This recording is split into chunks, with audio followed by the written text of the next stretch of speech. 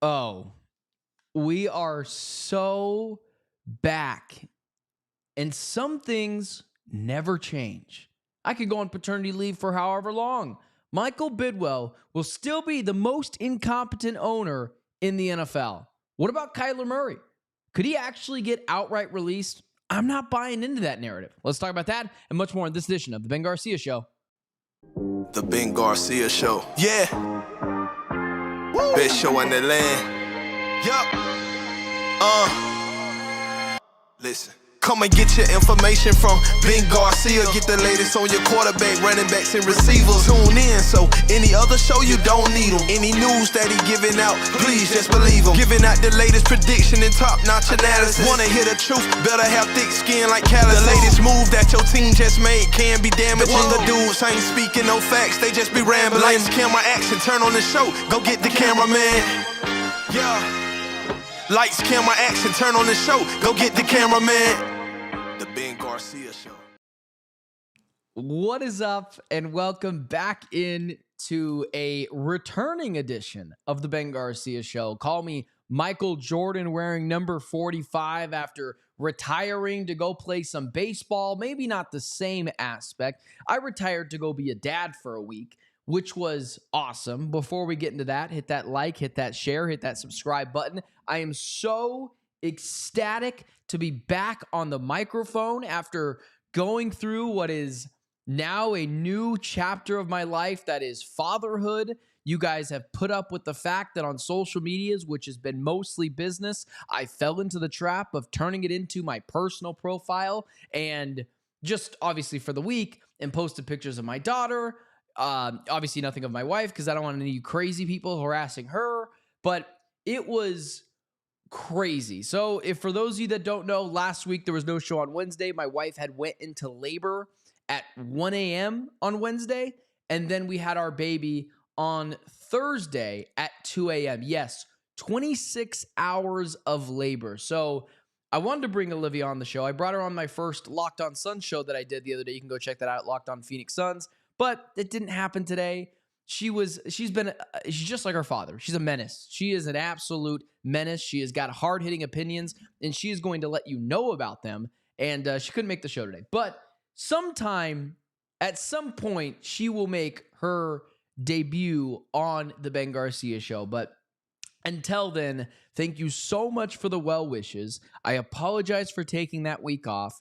I know I have a valid excuse, but still, I don't like taking time off. I pride myself on being, maybe if you don't think I'm the best person in the market, that's fine. I would disagree with you because I have delusional confidence, but I don't think there's anyone that works harder than me, which I think is different. And so the fact that I took a week off, that is the first week off I've taken in this business. I've taken maybe a day off here or there, not often. But that is the first prolonged week off that I've taken since I started this business in 8 years? Like, there's no days off for me. So I appreciate you guys being courteous, being good with your time with me.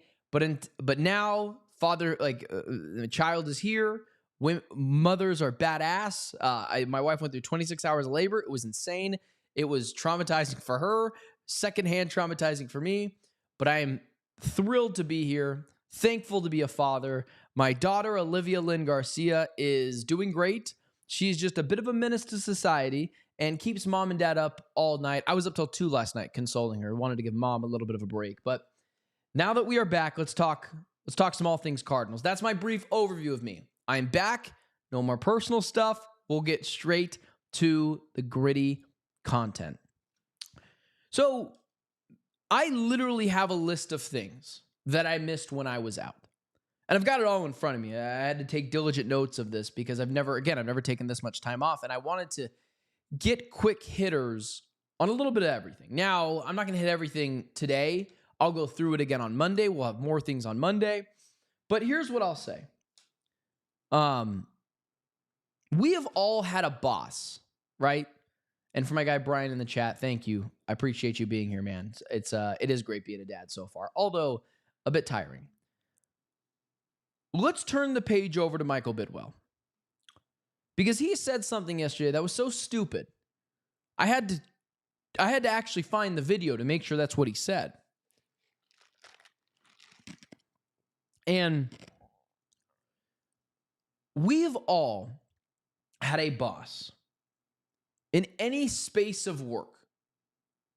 We've all had a boss that wants to be the boss, but is incapable of showing up during hard times. Like, all of us see our bosses and say to ourselves, well, I could do that. I could take prolonged lunch breaks. I could take long lunch breaks. I could do the running to the bank. I could supervise people.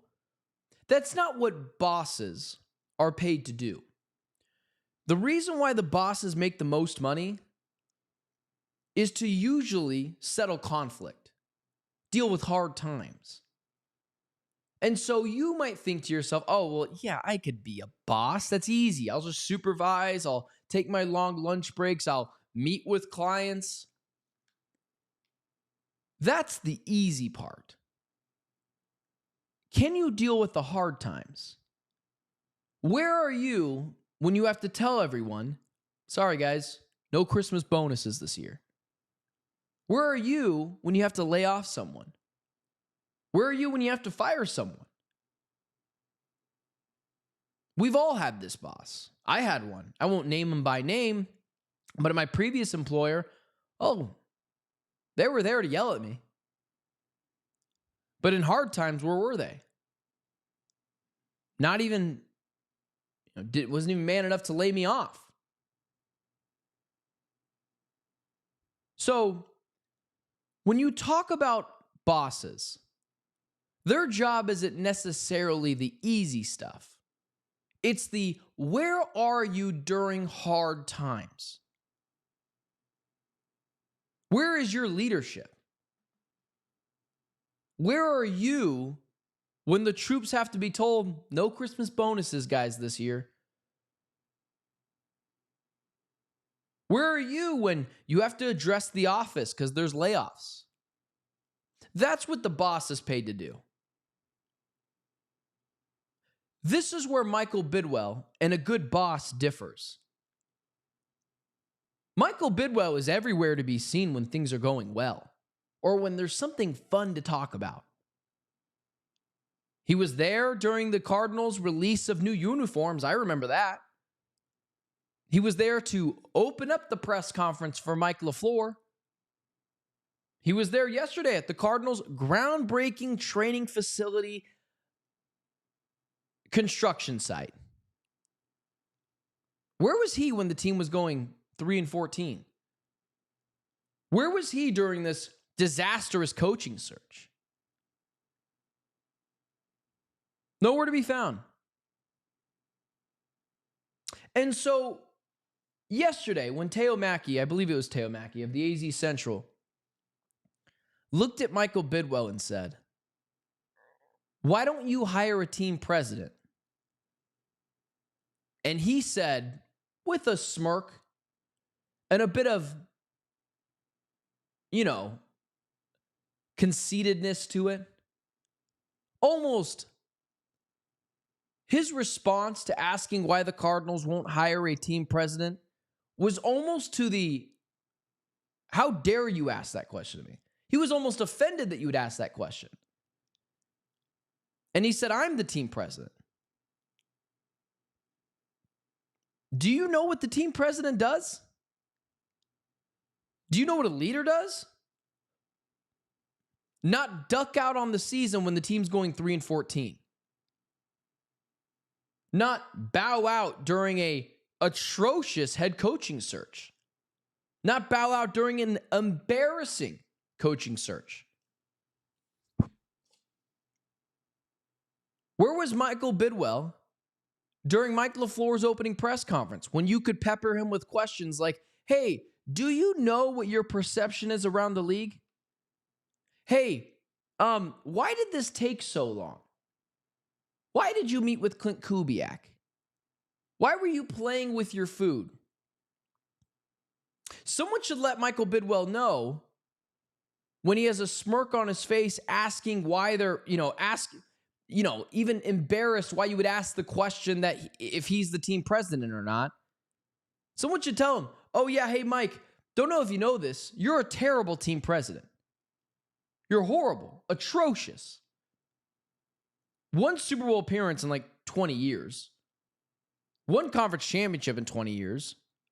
One conference championship appearance in almost 15 years. Well, that's not true. One conference championship appearance in 10 years. No playoff wins in the last 10 years. 11 playoff appearances as an organization as a whole. So if you want to smirk and feel almost offended when someone asks you to hire a team president, the next question should be, great, when are you going to fire the team president? Because you're terrible at your job. Horrendous. The things that Michael Bidwill continues to do is nauseating. There's a difference between being a boss, and as my guy Brian in the chat says, and being a leader. You're just a guy. You're not a leader. Not to mention, you're not a football guy. You don't have a football background. The smugness of Michael Bidwell to say, I'm the team president. Next question. Okay, great. Follow up. When are you going to fire that team president? How many winning seasons have the Cardinals have in the last decade? What, 2? One fluke Super Bowl appearance. One conference championship appearance in the last 20 years. 25 years. Holy crap. And you have the smugness to say, well, come on now. Michael Bidwell is a bailer. He leaves when times get tough. And so, like I mentioned before, it's easy to say you want to be a boss. It's easy to say you want to be a leader of a company. You know what those guys do? Show up during tough times. And Michael Bidwell is such a certified clown. The smugness, the arrogance. Well, how dare you ask me when I should hire a team president? I am the team president. Okay, follow up. When are you going to fire the team president? Because no one can find you during hard times. Where was Michael Bidwell during the 3-14 season? Where was Michael Bidwell during this atrocious head coaching search?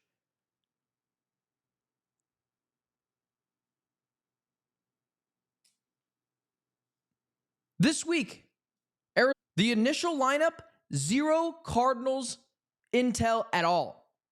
0 connections to the Arizona Cardinals. They weren't going to let anyone speak this week until they got bullied into finally letting Mike LaFleur take the microphone with, I'm sure, some softball questions.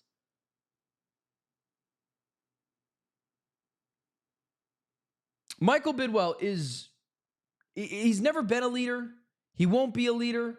He's a terrible boss. He's an atrocious boss. I mean, the amount of things he's been accused of in lawsuits. Forget just he said, she said. And the smugness? Well, I am the team president. Okay, man. Okay. You were born on third base. You don't have a background in football. Drop the I'm smarter than you act. You want to be beloved by fans? Hire someone that knows what they're doing. Show up during tough times. Answer the questions that we still don't have answers to. This is one of the reasons during the Mike LaFleur opening press conference, I was kind of pissed off by some of the questions the Cardinals were being asked. Truly. And people were like, well, it's an opening presser, not the time and place. Bidwell's right there. Pepper this guy. I'm aware it's not the time or place, but they don't allow that. Certified clown. That's all this guy is. He's a certified clown. And I mean, you're there for all the good times, but nowhere to be found during the hard times. It's always in an email when it comes to Michael Bidwell. Never face to face. There's a difference between being a fearless leader and a cheerleader. And all Michael Bidwell is a cheerleader. I saw him during the Cardinals, I saw him when the Cardinals had new uniforms. I saw him when the Cardinals were debuting their new uniforms. I saw him when he was opening up the press conference but didn't take any questions for Mike LaFleur, threw him to the Wolves. I saw him when he had the groundbreaking ceremony yesterday for the Cardinals' new construction site for their new facility. Clown, cheerleader, and I will never stop going after this guy. There's a reason why they won't give me a credential anymore, I'm sure. God, this guy's such a loser. God, dude, I'll go off topic there. These trust fund kids, man. Okay, Bidwell, you do your thing, man. Let's talk about Kyler really quickly. The reports are so confusing out of San Francisco during Radio Row Super Bowl week. It felt like the consensus was the Cardinals are going to have to cut Kyler Murray. And now ever since then, it's no one really knows. And to be fair, that's probably that's probably makes the most. No one really knows what the Cardinals are going to do. I mean, during the head coaching search, everyone was really just guessing. I talked with someone who is very tied in with the Arizona Cardinals. I can't give away names, and I'm not a newsbreaker. It's not what I'm interested in doing, but I will share this information with you. And they told me at a Suns game, the reason why no one has the Cardinals coaching story is because Michael Bidwell is pissed at the media for taking a blowtorch to him over the past month. So no one has the story. They're not leaking it to anyone. And so that leads me to believe, again, really no one knows what's going to happen with Kyler Murray. I can only give my 2 cents. I have already made the argument that you might just be better off running it back with Kyler Murray next year. It's not because I'm a massive Kyler Murray guy. 7 years, he's kind of run his course. But I think there is something to stability at the quarterback position. I don't think Kyler's a top 13 quarterback. I don't think he's a bottom third quarterback.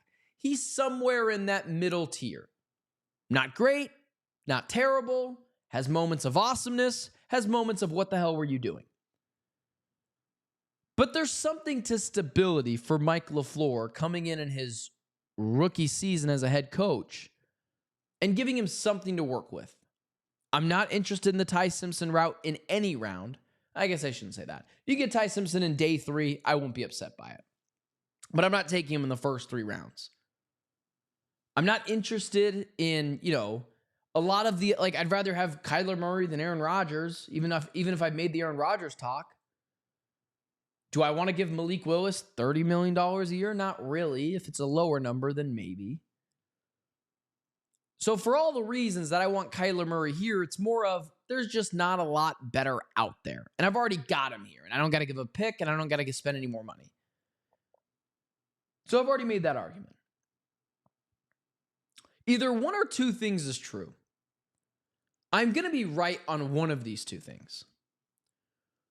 For all the Kyler Murray fans that are dead set on he's a top 8, top 10 quarterback, he was misused here, he's a viable starting quarterback in the NFL, he's one of the best talents, you got to keep him here, the Cardinals misused him.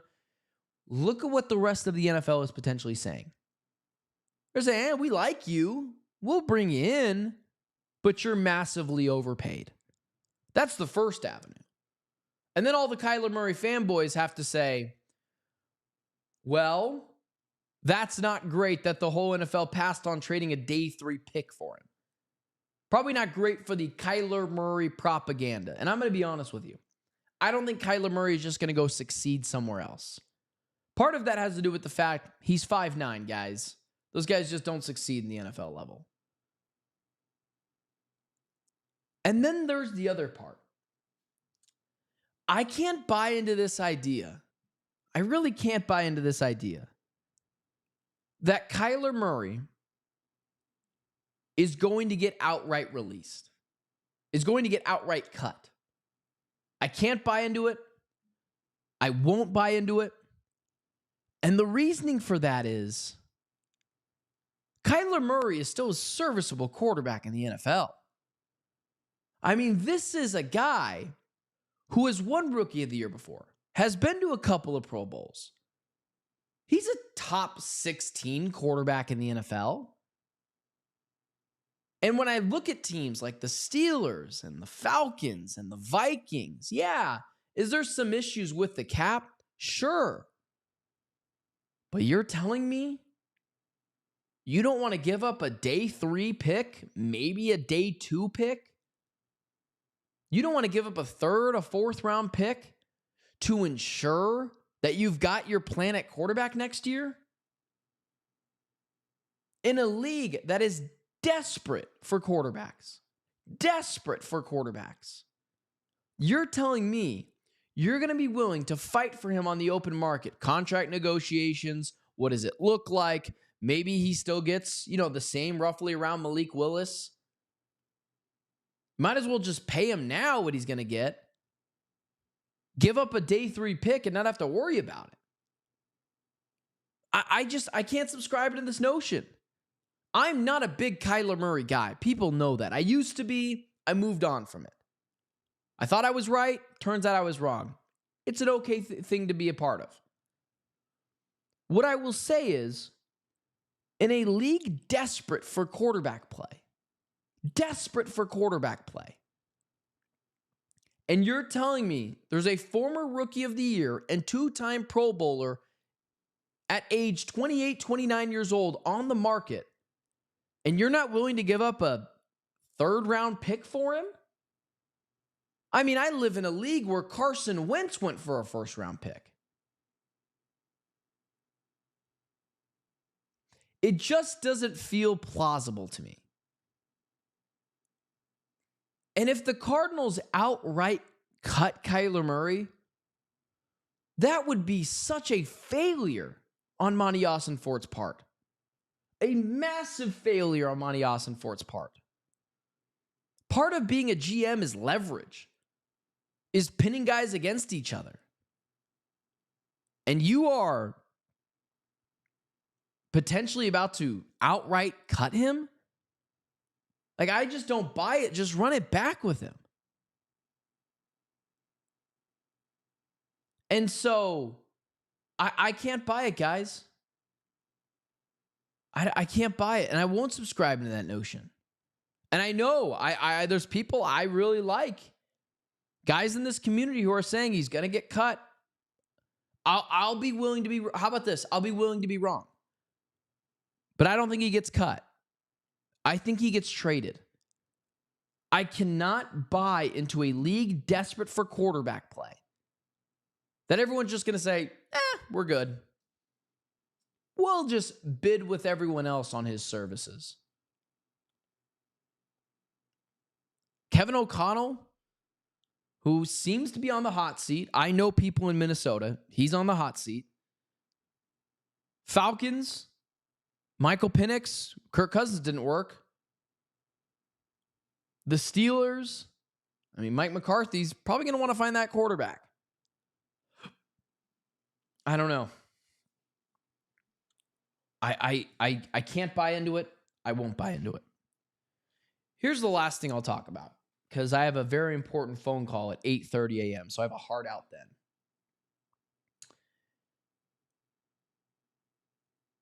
I understand the intrigue with Tyson Bagent. I don't even know this guy's name. I understand the intrigue with Tyson Bagent. I do. I'm not going to act like I don't get it. He's 6'3", 212 pounds. He has shown some promise. He seems like a real leader. It seems like people really like him. And for all those reasons, if he was available on the open market, absolutely, I'd have no problem with bringing in Tyson Bagent for 2 years, $24 million, and see what he does as a starting quarterback. Maybe a real reclamation project for him in Arizona, where he comes in, he's actually a very serviceable and viable starter, and it makes sense. I totally get that. Absolutely. Trading for Tyson Bagent would be a fireable offense to Monty Ossenfort. This team's draft picks are so valuable. And you have someone who is a backup quarterback on another team who really loves him. So you're probably going to have to give up a early day 3, late day 2 pick for him. And you want to bring him to Phoenix. Or you want to bring him to Glendale. That's a fireable offense. Every Cardinals pick in this draft is going to be early. Early first round, early second round, early third round. Let's say you traded a third round pick for Tyson Bagent. That's like a late second round pick for some teams. And you want to bring him in, who has shown, let's be honest, really no hardcore evidence that he's going to be a legitimate starting quarterback in the NFL. If Monty Ossenfort does that, he should be fired. That reeks of desperation. Truly, it reeks of desperation. A quarterback who has shown next to nothing at the NFL level. And you want to bring him in to save your organization, but also by doing so, giving up potentially a premium pick for him on this Cardinals team. With a team that has holes that you need to plug and play. If it was between Tyson Bagent and Malik Willis, 1,000% I'd go Malik Willis. It doesn't cost me a pick. And my quick Malik Willis thing that I've talked about before is, bring in Malik Willis, who cares? If it's 2 years, $50 million, who cares? If he works, he's your starting quarterback of the future. If he doesn't and he sucks, you draft his replacement next year. And then you've got him on the books for one more year. You got a rookie quarterback. You're totally fine. The people that are upset about the Malik Willis thing are just like, I think it's fake outrage. There's legitimately no risk to it if it's 2 years. There's a little bit of risk to it if it's 3 years. Unless there's some funny money involved. So, I don't know, man. I just can't buy it. The Tyson Bagent thing is borderline embarrassing. Seriously, borderline embarrassing. I understand Malik Willis. I think Kyler Murray gets traded, not cut. And Tyson Bagent, man, I don't see it. My guy, AZ Sports Fan. I love Mike. Mike's a great dude. And he's heard takes that I've had before. And he's like, this guy's an idiot. He was like, Tyson Bagent's intriguing. Where? We had a really good throw in preseason. Congratulations. Liked him so much, they sat him behind Caleb Williams, which, by the way, is not... I saw a thing today where it's like, Chicago Bears, 9.5 over-under win total for next year. And I was like, oh, yeah, over. And then I thought about it. I was like, oh, wait. No, that's an easy pullback team next year because Caleb Williams hasn't been that great. So, yeah, it doesn't make any sense. But with that being said, guys, I got an important phone call here in legitimately like a minute. So I'm going to hop off. But reminder, the Ben Garcia Show is live Monday, Wednesdays, and Fridays at 8 a.m. where we talk all things Arizona sports. Right now, kind of being dominated by the Cardinals, but the Suns will be coming up very soon here.